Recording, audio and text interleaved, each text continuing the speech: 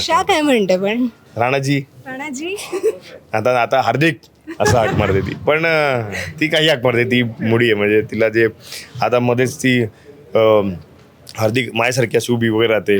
मी जसं अँकर वगैरे उभा तो घरी आल्यानंतर माझं स्वागत पण तशी करते, या या या बसा बसा असं वगैरे. तर त्यांना सिलेक्शन नंतर मग रीडिंग वगैरे चालू होती तेव्हा मी बसलो होतो हाफ पॅन्टमध्ये. म्हटलं हे पाहायला तुझ्या काय? तर म्हटलं असं असेल. मला तू करू शकत नाहीस. तेव्हा त्या चित्रपटातून मला काढलं होतं. नमस्कार, मी मधुरा शिधाई आणि कलाकृती मिळणार तुम्हा सगळ्यांचं मनापासून स्वागत आहे. झी मराठी कायमच आपल्यासाठी नवनवीन विषयांवरचे कार्यक्रम आणि मालिका घेऊन येत असते आणि यात मला आवर्जून उल्लेख करावा लागेल तो सध्या चालू असलेल्या जाऊबाई गावात या कार्यक्रमाचा. या कार्यक्रमाला इतकी लोकप्रियता मिळाली आहे, त्यानिमित्ताने माझ्याबरोबर आत्ता आहे सगळ्यांचा लाडका राणादा म्हणजे हार्दिक जोशी. हाय हार्दिक. हॅलो हॅलो, नमस्कार. नमस्कार, कसा आहेस? मस्त. सगळ्यात आधी तुला नवीन वर्षाच्या खूप खूप शुभेच्छा. कसं चालू आहे नवीन वर्ष? सगळ्यात आधी तुम्हाला सुद्धा हार्दिक कडून नवीन वर्षाच्या हार्दिक शुभेच्छा. नवीन वर्ष छान चालू आहे आणि झी मराठी बरोबर चालू आहे, त्यामुळे एक आगळा वेगळा आनंद आहे आणि मजा येते. आपल्याच कुटुंबाबरोबर पुन्हा पुन्हा काम करायला मिळणं हे एक भाग्य असतं. कसा आनंद आहे आणि हा एक प्रकारचा कसं वाटतं? नाही म्हणजे खरंच म्हणजे कुटुंबाबरोबर म्हणजे खरंच म्हणजे पुन्हा परिवारात घेतलंय मला असं झालेलं आहे. आणि मला असं वाटतं की आलो तर आहे, पण प्रत्येक वेळेला नुसतं येऊ देत नाहीयेत, तर काही ना काही वेगळं करायला देतात. म्हणजे आधी राणा होतो, नंतर सिद्धार्थ होतो आणि आता पुन्हा हार्दिक जोशी म्हणून आलेलं एक सूत्रसंचालन करायला. सो एक जरासं दडपण पण होतं एक वेगळं की हो जमेल की नाही. पण आय होप मी खरंच म्हणजे की जमते का नाही मला माहीत नाही, पण प्रेक्षकांना नक्कीच आवडत असेल. त्यांच्या प्रतिक्रिया चांगल्या येत आहेत आणि होप मी त्यांच्या ज्या अपेक्षा आहेत त्यास पात्र ठरतोय. अगदीच. आणि ह्याच्यामध्ये तुझं एक वेगळंच रूप पाहायला मिळतंय. म्हणजे तू कधी भावूक होतोस, कधी चिडतोस, कधी कान पिरगळतोस, कधी त्यांना कौतुकाने सांगतोस सुद्धा गोष्टी. एक वेगवेगळी रूपं. एक सूत्रसंचालक म्हणून काम करताना सगळ्यात जास्त एक चॅलेंजिंग जास्त तुला काय वाटतं? नाही, चॅलेंजिंग म्हणजे तुम्हाला सतर्क राहणं खूप गरजेचं आहे यामध्ये. नुसतं राहून आपण उभं राहिलोय, हा बोललो गेलो असं नाही आहे. तर आपण काय बोललोय त्याचे परिणाम त्यांच्यावर होत आहेत का, किंवा त्या गोष्टी करतायत का, किंवा त्यांच्याकडनं त्यांचं पालन केलं जाते का, यावर लक्ष ठेवणं गरजेचं आहे. आणि जर नाही केलं तर काय कितपत त्यांना काय करायला पाहिजे, किंवा त्यांची कान उघडणी कशी केली पाहिजे. कारण काय शेवटी चूक आहे ते चूक आहे. आणि चूक जर असेल किंवा नियम मोडला असेल, मग तिथे स्त्री असो, पुरुष असो किंवा कोणी असो, तो नियम सगळ्यांसाठी सारखा असतो. आणि जिथे आपल्या संस्कृतीचा प्रश्न येतो, जिथे महाराष्ट्राच्या मातीचा प्रश्न येतो, आपल्या परंपरेचा प्रश्न येतो, मग तिथे नाहीच नाही, मग कोणाच नाही. मग त्यांना ॲक्च्युली पटवून देणं गरजेचं आहे. खरं तर मला असं मी त्यांची चूक आहे असं मी म्हणणार नाही, पण मला असं वाटतं की कुठेतरी आजकाल म्हणजे आपण म्हणतो ना की सगळ्या गोष्टी किंवा मराठी मीडियम शाळा कमी होत चाललेल्या आहेत, किंवा आपण म्हणतो मराठी मीडियममध्ये चांगले संस्कार होतात. सगळ्या शाळेमध्ये नक्कीच चांगले संस्कार होतात असं नाही आहे, पण कुठेतरी आपल्याला एक असं ना की जी पिढी आहे की आपल्या मातीतलं किंवा आपली जी पिढी असते की आता यांची मुलं शाळेत आहेत किंवा त्यांना या गोष्टी माहीत नाही आहेत, तर मला असं वाटतं की त्यांना ते सांगणं गरजेचं आहे की बाबा हे असं नाही आहे, हे असं काय का गुढी उभारली जाते. काय नाही, एक काठी घ्या, त्याच्यावरती साडी लावा आणि वरती एक तांब्या ठेवा, ही गुढी ही असते का गुढी. पण ती गुढी कशासाठी आहे, ती विजयाची गुढी काय, हे त्यांना कळणं गरजेचं आहे. त्याच्यानंतर आपण का सगळ्या देवांचे सण साजरे करतो किंवा ज्या जयंती असतात त्या साजरे करतो आपण, ह्याच्या मागचं कारण काय, किंवा ही गोष्ट याच दिवशी काय येते, ते त्यांना सांगणं गरजेचं आहे. ते त्यांना माहीत नाही. किंवा आजकाल सगळे फक्त हां काय सुट्टी आहे, हॉलिडे आहे, चलो जाते, पण ते कसलं आहे काय आहे, तर मला असं वाटतं हे जाणून घेण्याचा प्रयत्नच करत नाही. आणि मला असं वाटतं की कुठेतरी आपली जी पिढी आहे ना, याचा हा खरं तर याची जबाबदारी आहे की यांची आपण जर ती जबाबदारी पूर्णपणे पार पडली तर आपण येणाऱ्या पिढीला काहीतरी देऊ. सो त्यामुळे मला असं वाटतं की आपण ती जबाबदारी उचलली पाहिजे. आणि झी मराठीने ती जबाबदारी आता उचलली आहे जाऊबाई गावात या रिॲलिटी शोच्या निमित्तानं. सो मला असं वाटतं की फक्त झी मराठीची जबाबदारी नाही, किंवा एक सूत्रसंचालन करतोय म्हणून फक्त माझी जबाबदारी नाही, तर तुमची आमची आपल्या सगळ्यांची ती जबाबदारी आहे की आपण आपली संस्कृती आपली परंपरा आपण टिकून ठेवली पाहिजे. किती छान, क्या बात आहे. ज्यावेळेस तुला पहिल्यांदा ह्या कार्यक्रमासाठी विचारणा झाली तेव्हा एक काय पहिला थॉट डोक्यामध्ये आलेला? कारण इतकं वेगळं काहीतरी करायला मिळतंय आणि मला वाटतं हा प्रयत्नही पहिल्यांदाच केला जातोय. मी ब्लँक होतो म्हणजे खरं तर. अच्छा, मला फोन आला की असं असं झालंय. मी म्हणलं थांबा जरा थोड्या वेळात फोन करतो मी. आणि मी ॲक्च्युली दुसरा शूट करत होतो एक, आणि मी म्हणलं जरा थांबा मी त्या शूटिंगमध्येच मला म्हणलं काय झालं हार्दिक तुला, अरे आत्ताच झालं. नाही म्हटलं एक जरा 10 मिनटं जरा थांबा, मला जरा रिफ्रेश होऊ द्या.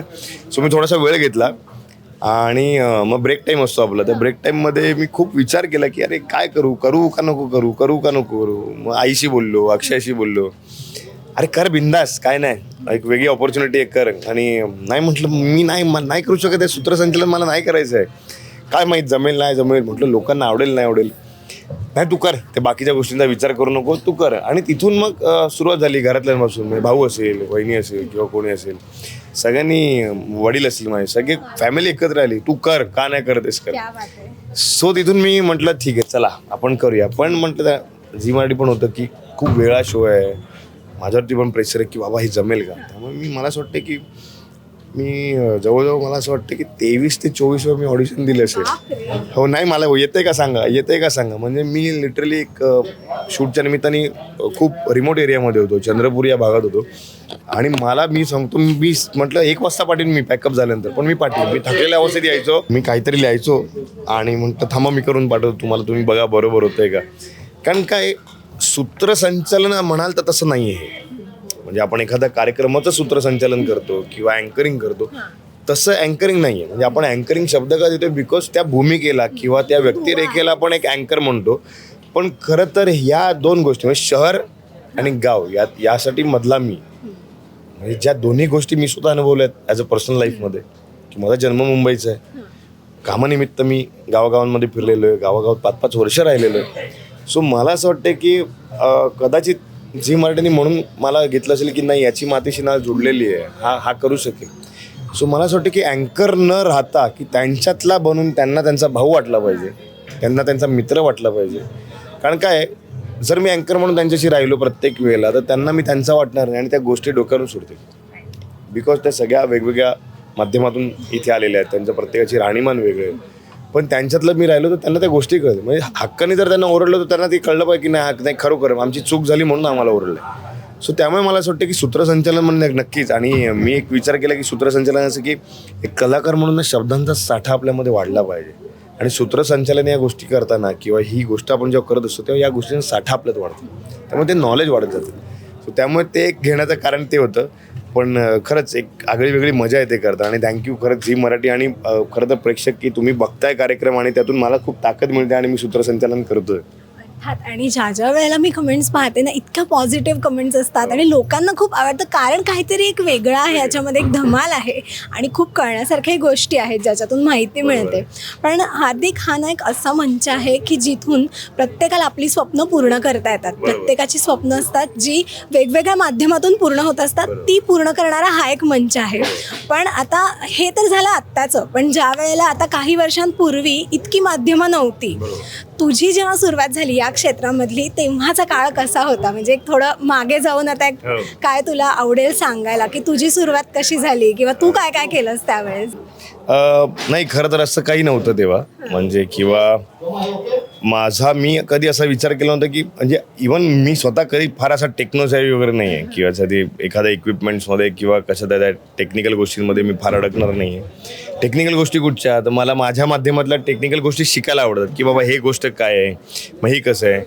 मला काय वाटतं की मी म्हणेन जसं मगाशी म्हणलं की चूक मीडियमची नाही आहे, म्हणजे मीडियमपेक्षा मी चूक जनरेशनची नाही आहे. मी माझ्या बाबतीत सांगेन की एक थोडासा हार्डनेस होता तेव्हा असं म्हणेन. म्हणजे ऑडिशनच्या रांगा बघितलेल्या आहेत आम्ही. म्हणजे समोर 150, 200 मुलं उभी आहेत, त्यात कुठेतरी आम्ही मागे, मग आम्ही जाणार त्यावेळेस 10 मुलांच्या आधी ऑडिशन बंद झालेलं असतं. म्हणजे सकाळी 7 वाजता जायचं, संध्याकाळी रात्री 8 वाजता 9 वाजता नंबर लागेल. सो तोही काळ बघितलेला आहे.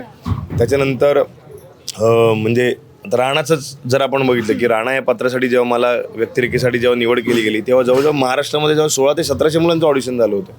त्याच्यामध्ये माझं ऑडिशन सिलेक्ट झालं, मग त्यातून बोलवलं, मग त्यातून ते ग्रूमिंग झालं, मग त्यातून परत की बाबा हा होऊ शकतो. फायनल असं नव्हतं, मग त्याने 2दा-4दा परत ऑडिशन घेतलं, मग पुन्हा ते. सो मला काय वाटतं की चूक यांची किंवा अशा आत्ताच्या लोकांची नाही. आता काय झाले ना, मधल्या काळामध्ये मला असं वाटतं, म्हणजे माझ्या अभ्यासानुसार मला असं वाटतं की कुठेतरी आपण बघतो ना की ऑडिशन्स कमी झालेले आहेत असं वाटतं मला, किंवा आता डायरेक्ट मोबाईलवर पाठवा.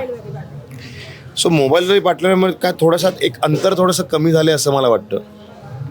की एक्झॅक्टली आता तुला जर मला काय प्रश्न विचारते आत्ता, तू किंवा मला प्रश्न जर लिहून पाठवलेस आणि मला हार्दिक तू दे मला हे प्रश्नांची उत्तरं मला पाठव व्हिडिओ करून, सो एक्झॅक्टली ते इमोशन्स मिळणार नाही की एक्झॅक्टली तुला काय विचारायचं किंवा प्रत्येक शब्दाचा किंवा प्रत्येक वाक्याचा अर्थ एक वेगळा असतो. सो म्हणजे एकंदरीत काय तर त्यांना एक्झॅक्टली काय हवं आहे तर कुठेतरी ते अर्थ. आणि आजकाल आपण सोपं झालेलं की एक बाबा बटन दाबल्यावर आपल्याला सगळं पाहिजे. आणि सो त्या गोष्टी होत्या. आणि खरंच म्हणजे नाटकासाठी रांगा लागायच्या. म्हणजे मला असं वाटतं की ज्युनियर आर्टिस्टच्या रोलसाठी सुद्धा रांगा लागायच्या. तर त्यात मी काम केलेलं आहे. म्हणजे मॉपमध्ये सुद्धा सिलेक्शन व्हायचं की बाबा या मॉपमध्ये कोण मुलं उभी राहणार. सो त्याच्यामध्ये सुद्धा मी उभा राहिलेलो आहे मॉपमध्ये किंवा क्राऊडमध्ये किंवा काही चित्रपट असेल त्याच्या मागे जेवणाचा सीन असेल की एखादा त्यांचा सीन चालू आहे तर मागे एखादा मुलगा बसला आहे तर तेही काम मी केलेलं आहे. सो त्या सगळ्या गोष्टीतून मी म्हणजे स्टेप बाय स्टेप आलेलो आहे किंवा. आणि सगळ्यात महत्त्वाचं म्हणजे आपल्यात काय नेगेटिव्ह गोष्ट आहे किंवा आपल्याला नेगेटिव्ह म्हणण्यापेक्षा की ही गोष्ट मला जमत नाही आहे. सो मला असं वाटतं की त्या आधी लिहून काढा. हे मी अजूनही लिहून काढतो की बाबा नाही अँकर करताना माझा एक पाय वाकडा होतो का, मग माझे पाय दुखतात का, मग मी कसं, हे पहिले तुम्ही लिहून काढा की माझी स्टाईल कशी आहे की नाही मला या शब्दाचा अर्थ बोलताना नेहमी ना माझं फंबल होतं. तर मग मी या गोष्टीसाठी मी कशी मेहनत घेऊ किंवा मला हे होत नाही. म्हणजे जे कोणाचं फील्ड असेल तर मला असं वाटतं की पहिले आपल्या ज्या गोष्टी येत नाही आहेत किंवा ज्या जमत नाही आहेत ना त्या लिहून काढा. म्हणजे आपल्यातलं निगेटिव्ह पॉझिटिव्ह दोन्ही गोष्टी लिहा की आणि मग त्याच्यावरती ओव्हरकम करत जा. आणि मी खरंच मी डायरीत लिहितो की मला आज हे जमत नाही आहे, मी हे करणार. म्हणजे आज एक कुस्ती खेळताना पहिला दिवस मला आठवतो की जेव्हा मला सांगितलं होतं की हार्दिक जमलं नाही तर घरी जावं लागेल. पण हो पण जेव्हा आमची प्रॅक्टिस चालू होती जेव्हा काय त्या दिवशी म्हणून ठरवलं होतं की नाही हे जमलंच पाहिजे. मग तुटलो फुटलो तरी चालेल, मार खाल्ला तरी चालेल. आणि मला असं वाटतं की ते जर नसतं केलं की मला हे जमत नाही हे मला जमते जर मी तेव्हा केलं असतं ना तर कदाचित पैलवान राहणं म्हणून मला आज पदवी लागली नसती. आणि मला असं वाटतं की ते केलं मी त्याच्यावरती. आणि नक्कीच त्यासाठी पॉझिटिव्ह खूप राहणं गरजेचं आहे आपण. आणि स्पॉन्टेनियस सगळ्या गोष्टी मिळत आहेत किंवा अशा घेत आहेत त्याच्यापेक्षा ती गोष्ट घ्यायला का मेहनत लागते आणि मेहनत लागते मग ती गोष्ट तुमच्याकडे येणार आहे. तर मेहनत घ्या. मेहनत कुठेतरी असं कमी झाल्यासारखं वाटतं मला. त्यामुळे मेहनत करणं खूप गरजेचं आहे. आणि मेहनत करत राहा, प्रामाणिकपणे राहा काम करण्यामध्ये. मी असं नाही म्हणणार की आजचं मीडियम आहे टेक्नॉलॉजीचा वापर करा पण तो चांगल्या पद्धतीने वापर झाला पाहिजे. आणि टेक्नॉलॉजी शिवाय किंवा मला असं वाटत नाही की आज आपण टेक्नॉलॉजी शिवाय जगू शकतो की नाही मला माहीत नाही. पण कुठेतरी आपण नाती विसरतो ना या गोष्टींमुळे. घरात बसतो तरी टी व्ही चालू आहे, मोबाईल चालू असतो. सो मला असं वाटतं आज खऱ्या अर्थाने या सगळ्या ज्या मुली आहेत या ज्या जाऊबाई गावात ज्या सगळ्या कंटेस्टंट्स आहेत ज्या काही स्पर्धक आहेत आज खरं ते जगणं जगतायत. खरी आपल्याला आपल्या आईवडिलांची आठवण येते जेव्हा एखाद्या गोष्टी आपली नसते. ती जर गोष्ट असते तर आईवडिलांची आठवण पण नाही कुठेतरी रमतो आपण. पण आज आपण आपल्या लोकांमध्ये रमलोय आणि त्याच्यामुळे त्यांच्या आठवणी येत आहेत किंवा त्या गोष्टी येतात किंवा पदोपदी इथे जर माझ्याबरोबर माझी व्यक्ती असती तर काय झालं असतं, आत्ता मला फोन असतं बोलता आलं असतं. आता जेव्हा त्यांची भेट होईल किंवा कार्यक्रम झाल्यानंतर ते भेटतील तेव्हा जे प्रेम दिसेल ना एकमेकांच्या डोळ्यामध्ये ती खरी गोष्ट आहे. तू आत्ता जसं ऑडिशनचा किस्सा सांगितलास मला सांग की राणा त्याची भूमिका तुला किती ऑडिशन्सच्या नंतर मिळाली? नाही म्हणजे आधी मी ऑडिशन दिलं होतं. ऑडिशन दिल्यानंतर मग मला फोन आला की असं असं आहे तुझं ऑडिशन शॉर्टलिस्ट झालेलं आहे तर तुला फोन आला तर तुला यावं लागेल. म्हटलं ठीक आहे चालेल आणि मी येतो. बरं मी आल्यानंतर मग दुसरं काही नॉर्मल म्हणजे आपण लुक टेस्ट टाईप्स म्हणतो तुझ्याकडे काही कपडे असतील तर वगैरे घेऊन ये. मी गेलो कुर्ता किंवा शर्ट बीट सगळे आपण हौशी असतो ना सगळं घेऊन गेलो. तर सर असं असं आहे तर ओके आपण दोन्ही याच्यात करूया. मग ते केलं वगैरे. केल्यानंतर मी बसलो भाई 2-3 ऑडिशन झाले माझे त्याच्यानंतर. आणि मग बसलो होतो मी बाहेर. आणि मग नंतर मला येऊन सांगितलं की तू सिलेक्ट झालेलं आहे फक्त असं आहे की तुला आता लंगोट घालावी लागेल तर चालणार आहे का. मग तेव्हा मी सांगितलं की माझ्या पायाला एक मार्क आहे, माझा ॲक्सिडेंट झाला होता तर तुम्हाला चालेल का. कारण असा एक चित्रपट मी कुस्तीचाच करत होतो तर त्यांना सिलेक्शन नंतर मग रिडिंग वगैरे चालू होती तेव्हा मी बसलो होतो हाफ पॅन्टमध्ये. म्हटलं हे पायाला तुझ्या काय तर म्हटलं असं असेल मला तू करू शकत नाहीस. तेव्हा त्या चित्रपटातून मला काढलं होतं. त्यामुळे मी स्वतःहून प्रामाणिकपणे त्यांना सांगितलं की उद्या असं नको व्हायला सर तुम्ही सिलेक्ट केलं आणि मी काही बोललो नाही म्हणजे ऑन सेट गेल्यानंतर किंवा शूटिंग चालू झाल्यानंतर एका तुम्हाला तू प्रामाणिकपणे सांगितलंस ना तू विचार पण केला नाहीस की मालिका तुझ्या हातातून जाऊ शकते. म्हटलं नाही मी तसा विचार करणारा मुलगा नाही आहे. जे आहे ते आहे मी सांगणारा मुलगा आहे आणि प्रामाणिकपणे मी काम करणारा मुलगा आहे. तर बोले ठीक आहे तेवढं प्रामाणिकपणे सांगितलंस ना तेवढ्याच प्रामाणिकपणे आम्ही तुझ्यासाठी एपिसोड लिहू तुझ्या पायासाठी. आणि तो होता वज्रकेसरीचा एपिसोड जो माझ्या मते इतिहासात पहिला असेल जिथे एवढा लाईव्ह क्राऊड होता. म्हणजे 8,000 ते 9,000 क्राऊड कुस्ती बघायला आला होता त्या व्यंकोबा मैदानमध्ये इचलकरंजीमध्ये. आणि रोज म्हणजे पहिल्या दिवशी 4,000 होते, दुसऱ्या दिवशी 5,000, 7,000, 8,000 असा क्राऊड वाढत होता. सगळी लोकं स्वतः डबा घेऊन येत होती. तर मला असं वाटतं की म्हणजे कुठेतरी तो काहीतरी नेतो पण काहीतरी त्याच्यापेक्षा चांगलं येतो. त्यामुळे मला असं वाटतं की शांतपणे आपल्या परमेश्वरावर विश्वास ठेवा, आपल्या आईवडिलांवरती विश्वास ठेवा आणि प्रामाणिकपणे काम करता, जे काही काम करताय त्यात प्रामाणिकपणे काम करा. आता हा शो करताना घरच्यांना किती मिस करतोस आणि घरच्यांची किती आठवण येते? म्हणजे तू म्हणालास की ज्यावेळेस एकदम फोन आणि हे सगळं नाही, आपल्याला असं कळतं की किती आपल्याला आठवण येते. तुला खरं तर किती आठवण येते? नाही, मला तर प्रचंड आठवण येते खरं तर. आणि जसं म्हणजे कारण की लग्नानंतर कंटिन्यू बाहेरच आहे मी शूटसाठी. तर जसा वेळ मिळतो पटकन जाऊन येतो. कारण आता पुण्यात राहायला गेलो त्यामुळे पटकन वाईवरून असं जाऊन येतो, कारण तासभरात लागतो घरी जायला. खरं आईवडिलांची पण आठवण खूपच येते, कारण की फक्त ते आपल्याला बघतात किंवा सकाळी हा मम्मी मी निघालो आहे, मी आता शूटिंगला चाललो आहे, चल. त्याच्यानंतर मग त्याला माहिती आहे की हा आता दिवसभर याला डिस्टर्ब करायचं नाही. कारण मी मुळात असा मुलगा आहे की मी फार फोनमध्ये नसतो. ओके. म्हणजे फार फोन मेसेज करणं वगैरे यात मी कधी नसतो. म्हणजे काय आहे तर फोनवर बोलायचं असंच आहे. म्हणजे अक्षय पण फोन करते, तिचा मिस कॉल तिला माहिती आहे हा मेसेज वाचणार नाही किंवा काय नाही, त्यामुळे ती मला फोन करते. फोनचा रिप्लाय मी भले 4 तासांनी देतो. त्यामुळे मला असं वाटतं की या सगळ्या गोष्टी मी अवॉइड करतो, म्हणून मला कदाचित त्यांची आठवण जास्त येते. आणि मी फोन करतो तर मी डायरेक्ट व्हिडिओ कॉल करतो. सो मी त्याचा त्या माध्यमाचा चांगला वापर करतो की हा माझी आई माझ्यासमोर आहे, माझा भाऊ माझ्यासमोर आहे, किंवा माझी बायको माझ्यासमोर आहे, माझे वडील माझ्यासमोर आहे, आणि माझी डॉगी पण आहे. सो मला रोज तिला बघितल्याशिवाय कसं तरी होत नाही, तर तिला मी बघतो. त्यामुळे मला असं वाटतं की माध्यमांचा चांगला वापर करणं आपण गरजेचं. आणि ऑफकोर्स घरातल्यांपासून लांब राहिल्यानंतर घरातल्यांची आठवण तर येणारच. खरं. पण हा लग्नानंतर अक्षयाचा पायगुण म्हणावा लागेल का तुला? नक्कीच. की एक प्रोजेक्ट्स येतात असेल आणि छान छान प्रोजेक्ट्स येत आहेत. नाही, नक्कीच. म्हणजे आणि ती खंबीरपणे पाठीशी उभी आहे म्हणून. किंवा आता ही वाईट सिच्युएशन जेव्हा घरात आली होती तेव्हा तिने स्वतःची कामं थांबवली.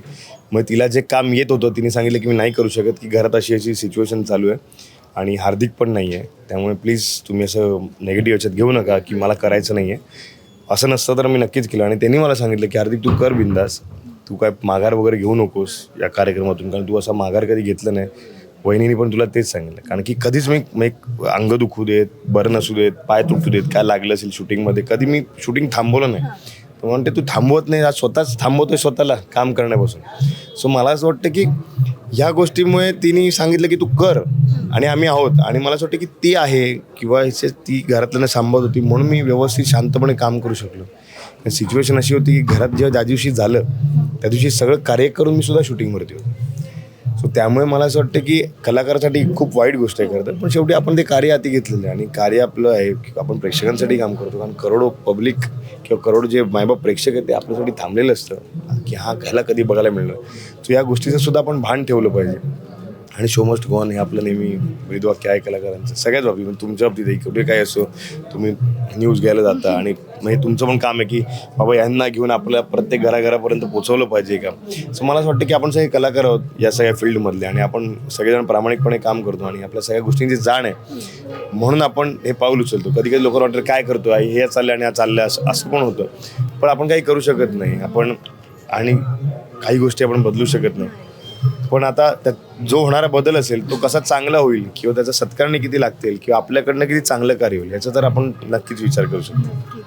आणि इतका छान चालू आहे शो. ह्याचं शूट किती ठिकाणी झालंय? म्हणजे मला वाटतं सुरुवातीला सातारा होतं, त्याच्यानंतर अजून काही लोकेशन्स बदलत गेले? नाही, म्हणजे सुरुवातीला त्यांना एन्जॉय करायला जो एपिसोड होता तो आपला सगळं व्यवस्थित एक चांगल्या पुण्यातल्या शूटमध्ये झाला. म्हणजे चांगला स्टुडिओ नाही म्हणता येईल, एक मोठा तो बॉलर म्हणून एक आहे. सो आपलं शूट हे पूर्ण सातारा जिल्ह्यामध्ये वाईचं सगळ्यांना माहिती आहे, वाई तालुक्यामध्ये बावधन गाव आहे. आपलं शूट तिकडेच होतं. हो, तिकडेच. म्हणजे त्यांचं स्वागत सुद्धा त्या गावात केलं. म्हणजे तिथे ते भैरवनाथाचं मंदिर आहे, म्हणजे ते सगळे ते काशीनाथाचे चांग भलं जे म्हणतात. आणि बावधन हे गाव मला म्हणजे सगळ्यांना सांगायला आवडेल की म्हणजे महाराष्ट्रात जे प्रसिद्ध आहे. खरं तर बगाड तुम्हाला माहिती असेल सगळ्यांना. सो बगाड जे साताऱ्यामध्ये होतं, की फक्त आपण ऐकून होतं की साताऱ्यात होतं, तर खरं ते बावधनमधलं आहे. बावधनमध्ये बगाड होतं, आणि हे महाराष्ट्रात नाही ते जगभरात प्रसिद्ध आहे. बगाडासाठी बावधन हे गाव प्रसिद्ध आहे. सो त्या गावात आपण त्या भूमीवरती आणि त्या भैरवनाथाच्या छत्रछायेखाली आपण आता ते शूट करतो, आणि भैरवनाथाचा आशीर्वाद आहे म्हणूनच छान प्रकारे शूट होतं आहे. गावकऱ्यांचा सुद्धा खूप छान रिस्पॉन्स आहे, आणि गावकरी सुद्धा आवर्जून ऊन असू दे काय असू दे मुलींना प्रोत्साहन करण्यासाठी सतत येतात तिथे, आणि छान त्यांना सांगत असतात की असं करा तसं करा. मजा येते खूप, एक आगळे वेगळं काम करतो त्यामुळे खूप मजा येते. येस आणि मी अशीच आशा करते की हा शो अजून भरपूर दिवस भरपूर महिने चालू देत आणि अनेक एपिसोड्स कंप्लीट होऊ देत. आजही तू आता शूटला जात असशील गावामध्ये तेव्हाही तुला राणादा म्हणून ओळखत असतील हो ना. नक्कीच. मी तुझी ओळख तीच करून दिली कारण का ते नाव इतकं लोकांच्या मनात म्हणजे हार्दिकपेक्षा ते राणा म्हणून जास्त तुला ओळखतात. नाही म्हणजे मी तर तिकडचंच नाही म्हणणार, गावातलंच नाही म्हणणार. मी आत्ताचा सकाळचा किस्सा आहे म्हणजे घडलेला की सिग्नलवरनं ब्रिज खालून गाडी अशी निघत होती आपल्या लोकेशनवरती यायला आणि तिथून पोलिसांनी हाक म्हणली का राणादा कसे आहात. सो मला असं वाटतं की हे कुठेही विसरणार नाही आहेत. म्हणजे मोठी मोठी जी लोकं आहेत ते पण सगळे राणादा म्हणून पण हाक मारतात किंवा घरातले सुद्धा काय राणा कसं असे हाक मारतात किंवा गावकरी पण आहेत राणादाला. मग बरं मी गावात माझ्या गावामध्ये मी लहानपणाचा मोठं झालो. म्हणजे नांदगाव गाव माझं बोईसरमध्ये पालघर जिल्ह्यामध्ये. नांदगावमध्ये मी जातो फिरतो लहानपणापासून मी असतो नेहमी. मे महिन्याच्या सुट्टीत तिथे असतो किंवा शाळेला सुट्टी पडली पहिले गावी जायचं. आजही म्हणजे त्या ज्यांच्याकडे मी जेवलो आहे लहानपणापासून हे हार्दिक इकडे नाही राणादा आलाय. तर हा जो मला असं वाटतं की खरंच ते रिस्पेक्ट पण देतात आणि मला आवडतं. मला कधीच असं वाटत नाही की मला का तुम्ही राणा म्हणून हाक मारता हार्दिक म्हणून. नाही मला आवडतं, प्रचंड आवडतं राणादा बोललेलं मला आवडतं. खरंच पण ही किती भारी गोष्ट ना की एक अशी भूमिका ज्याच्यामुळे आपल्याला अख्खं जग ओळखायला लागतं त्याच नावाने. किती भारी गोष्ट आहे म्हणजे. हो नाही खरंच म्हणजे चला त्याच्या वेळेला आम्ही जेव्हा ऑस्ट्रेलियाला गेलो होतो मी आणि अक्षय जेव्हा विश्व दौरा चालू होता तेव्हा तिथे सुद्धा लोकांनी रस्त्यावरती फोटो काढले की अरे राणादा आलेत म्हणून. म्हणजे तिथे पण काही लोक कार्यक्रम बघायचे. त्यांच्याकडे 2 दिवस उशिरा दिसतो कार्यक्रम म्हणजे परदेशामध्ये तर तरीही ते लोक बघायचे. आणि मला असं वाटतं की हे श्रेय सगळं झी मराठीचं आहे आणि झी मराठी आणि जी टीम होती सगळी तेव्हाची की त्यांनी इतकं छान ते लिहिलं आणि आमच्याकडून करून घेतलं. आणि मला असं वाटतं की प्रेक्षकांचे आशीर्वाद जेव्हा व्यवस्थित पाठीशी असतात की हा तुम्ही करा आम्हाला ते आवडते. मला असं वाटतं की तेव्हा कलाकाराला अजून हुरूप येतो आणि तो अजून चांगल्यारीत्या काम करतो. पण आता राणादा बोललेलं मला चालतं कारण की काय आता लग्न झालेलं नाही तर आधी खंत होती की सगळ्या मुलीवर मला राणादा हाक मारायचा. पण ठीक आहे पण छान वाटतं की सगळ्या मुलींना मी त्यांना आपल्यासं वाटतं म्हणून सगळ्या राणादा म्हणून हाक काय म्हणते पण राणाजी आता हार्दिक असं हाक मारते ती. पण ती काही हाक मारते ती मुडी आहे म्हणजे तिला जे आता मध्येच ती हार्दिक माझ्यासारखी अशी उभी वगैरे राहते. मी जसं अँकर वगैरे उभा तो घरी आल्यानंतर माझं स्वागत पण तशी करते या बसा असं वगैरे. सो आमच्या ती मजा मस्ती चालू असते कारण मुळात आम्ही खूप चांगले मित्र आहोत आणि मला असं नवरा बायको तर आम्ही आहोतच पण माझ्यामध्ये मैत्री असणं खूप गरजेचं आहे. त्यामुळे आपण जे म्हणतो नाही का की एखादी गोष्ट सांगायला किंवा कधी शेअर करायला जी आपण घरातल्यांबरोबर किंवा कोणाबरोबर शेअर नाही करू शकत ती मित्राबरोबर शेअर करू शकतो. तर ती मित्र माझ्याकडेच आहे त्यामुळे मला कुठे घराच्या बाहेर जावंच लागत नाही.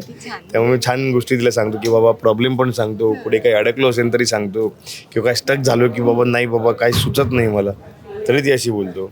जसं आई आहेच आईशी पण मी बिंदास बोलतो की असं झालेलं आहे. आणि भाऊ खंबीरपणे असतो त्यामुळे भाऊ कधी आम्ही म्हणजे भली मी तर दादा हाक मारत असलो तरी तो माझ्यासाठी नेहमी एक भाऊ म्हणून मित्र म्हणूनच आहे. त्यामुळे आमच्यात मैत्री असते जे काय असेल ते आम्ही बिंदास्त बोलत असतो. सो ती एक मजा आहे म्हणजे एक वेगळं वातावरण असतं आमच्या घरामध्ये. क्या बात आहे.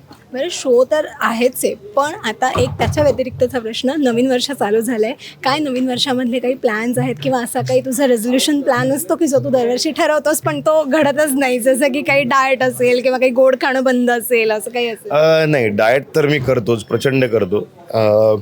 एक असतं फक्त माझं वरण भात तूप लोणचं आणि बटाट्याच्या काचऱ्या हे जर असेल ऐकून भूक लागली परत नाही भूक लागते आणि हे जर असेल तर मी खरंच म्हणजे मी डाएट तोडतो. सो हे फक्त रेझोल्युशनमध्ये होतं. गोड मी फार म्हणजे तसं बंदच केलेलं आहे पण कधीतरी काहीतरी शूटिंगच्या निमित्ताने किंवा प्रसादाच्या निमित्ताने काहीतरी थोडंफार खाणं होतं पण मी खूप अवॉइड करतो. एक फक्त होतं कधी कधी मिल्क प्रोडक्ट मला जरा बंद करावेसे वाटतात कधी पण मी करतो. म्हणजे मला असं वाटतं मी 90% बंद केलं आहे पण मी अजूनही बोनविटा पितो अजूनही कॉम्प्लेन पितो. सो मला असं वाटतं ते दुधात टाकून प्यायला मला आवडतं किंवा हळदीचं दूध पितो कधी असं रिफ्रेशिंग व्हायला पण खूप कमी म्हणजे मी म्हणून 10% पण वर्षभरातलं 10% मी म्हणेन तेवढं मी करतो. रिझोल्युशन वाईज मी कधीच फक्त एवढंच मी सांगतो की मी काही असं वेगळं मागत नाही परमेश्वराकडे. सगळ्यांना सुखी ठेव हेच मागतो. स्वतःसाठी मी कधीच काही मागत नाही. फक्त एकच सांगतो की माझ्याकडनं असं कार्य घडू देत की जे काहीतरी चांगलं असेल त्यातून काहीतरी बोध घेण्यासारखं असेल मला त्यातून काहीतरी शिकण्यासारखं असेल आणि माझ्याकडून काहीतरी 2 गोष्टी कोणतरी चांगलं शिकेल आणि त्यांचं आयुष्य कुठेतरी चांगलं होईल. फिटनेसचा तर माझा संकल्प नेहमी असतोच की या वर्षात मला वेगळं काहीतरी करायचं. या वर्षातही काहीतरी वेगळं आहे. आय होप माझं ते रेझोल्युशन लवकरच पूर्ण होईल आणि सुरुवात झालेली असं म्हणायला काही हरकत नाही. पण आणि रिझोल्युशन वाईज मी नेहमी प्रेक्षकांना सांगतो की दरवर्षी वेगवेगळ्या रूपात येईन तर परमेश्वराच्या कृपेने यावर्षीसुद्धा काही असं म्हणजे शोच्या व्यतिरिक्त जर विचारत असेल तर काहीतरी आहे आगळं वेगळं. माझ्या सोशल मीडियावरती किंवा माझे जे हँडल्स आहेत त्याच्यावरती तुम्ही जाऊ शकतास आणि तिथे जाऊन तुम्ही बघू शकता की काय काय घडामोडी घडणार आहेत. सो अशा काहीतरी वेगवेगळ्या गोष्टी आहेत आणि ही सुद्धा एक खूप आगळी वेगळी गोष्ट आहे जी माझ्या आयुष्यात आलेली आहे. अनएक्सपेक्टेड गोष्ट होती जी वर्षाच्या अखेरीस आली, पण छान आहे. अजून काहीतरी वेगळं घेऊन येईन एक की प्रेक्षकांना सुद्धा गर्व वाटेल की नाही हार्दिक ही गोष्ट करतोय आणि त्यांच्या अपेक्षा भंग न करण्याचा माझा संकल्प असतो की नेहमी मी प्रेक्षकांना सांगतो की तुमच्या समोर येईन तेव्हा वेगवेगळ्या रूपात वेगवेगळ्या एक व्यक्तिरेखा घेऊन येईन आणि सारखे त्याच भूमिका किंवा तेच मी करणार नाही. सो त्यामुळे मी कधी बारीक असतो, कधी असा तुम्हाला हेवी वाटतो, कधी अति बॉडी झालेला वाटतो. तर त्याचं कारण ते असतं, ते फक्त आणि फक्त तुमच्यासाठी असतं आणि त्याच्या मागचं कारण असतं की काहीतरी वेगळं चालू असतं. म्हणजे आत्ताही बघत असेल तर याच्यामागे सुद्धा काहीतरी वेगळं कारण आहे म्हणून आत्ता असं आहे. सो असं माझा एक वेगळा संकल्प असतो आणि फक्त सगळ्यांना नेहमी एकच सांगतो की सगळ्यांना सुखी ठेव, सगळ्यांना सुदबुद्धी दे, सगळ्यांना पॉझिटिव्ह एनर्जी दे आणि सगळ्यांना छान एक ठेव, एवढंच सांगतो. किती छान, खूप मस्त वाटलं मला तुझ्याशी गप्पा मारून. तोपर्यंत तुला या कार्यक्रमासाठी खूप खूप शुभेच्छा आणि पुढच्या सगळ्या प्रोजेक्टसाठी wish all the very best. आणि आम्ही वाट बघतोय नव्या भूमिकेतून तू आता कधी अजून वेगवेगळ्या रूपातून भेटायला येतोय आम्हाला. लवकरच येईन, प्रॉमिस दिलंय मी तुम्हाला, लवकरच येणार आणि येत राहणार सारखं. फक्त काय तुम्ही कार्यक्रम बघा. मला असं वाटतं जसे तुम्ही आपले जाऊबाई गावात आपल्या सगळ्या चॅनलवरती तुम्ही आपले कार्यक्रम बघत असता तर चित्रपटगृहात सुद्धा जा. आपण आपले सगळे कलाकार मंडळी जे खूप मेहनतीने चित्रपट बनवत असतात. मला असं वाटतं प्रेक्षक जर चित्रपटगृहात गेला नाही तर चित्रपट चालणार कसे. त्यामुळे प्रत्येक चित्रपट बघा आणि आपलं मराठी चित्रपट जगभरात पोचवा. ते काम फक्त आणि फक्त तुम्ही करू शकता कारण तुम्हीच मायबाप प्रेक्षक आहात, तुम्हीच परमेश्वर आहात आमच्यासाठी. त्यामुळे आमच्यासाठी सगळे कार्यक्रम बघा आमचे आणि आमच्यावरती आशीर्वाद आणि प्रेम तसेच ठेवा. आम्ही अजून ताकदीने काम करू. थँक्यू सो मच आणि खूप खूप शुभेच्छा. थँक्यू. रसिका हो, कलाकृती मीडिया म्हणजे मनोरंजनाची लयलूट. मनोरंजन क्षेत्रातील किस्से व घडामोडींचा आस्वाद घेण्यासाठी कलाकृती मीडिया या यूट्यूब चॅनलला सबस्क्राईब करा आणि व्हिडिओ लाईक करा.